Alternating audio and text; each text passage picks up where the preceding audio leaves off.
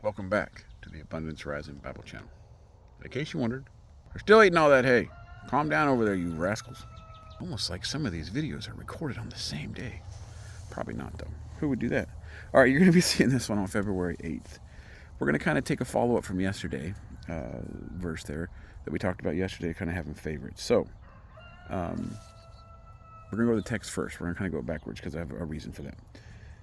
So, we're going to go Genesis 37, verses 19 and 20. Here comes the dreamer.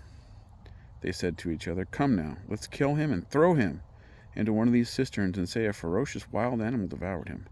Then we will see what becomes of his dreams." Now, the reason I read the verse first, which I wasn't really doing this month, is, and the story comes later, but the reason is every one of us this has happened to. Every one of us, somebody has destroyed a dream that we had, did some unspeakable evil that they were just absolutely hell-bent on doing. And there's nothing you could have done to stop what has happened. There's no possibility of a better past that you can say, hey man, if this wouldn't have happened, then I wouldn't have. I have a good friend that says sometimes you have to let go of the possibility of a better past. Now, once it happens, it's already happened, and you're living in that peace of that just destructive, disastrous hate that has come upon you, and something has overwhelmed you and destroyed you.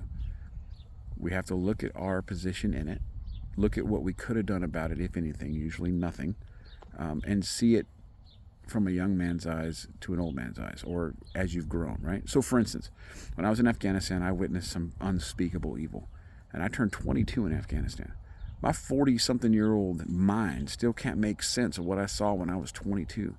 The evil we inflicted and the evil they inflicted on each other was absolutely massive, and it's scarring, man. And a combat situation is a little different than like a bad parent or an abuse situation, but they're as damaging. When you have this destructive, terrible thing someone's done to you, I encourage you to seek help. I encourage you to talk about it. Get out there and kind of find out if you can do anything to get around it. Don't make a bed in that place. The Bible's got so much in it that'll get you out of that place.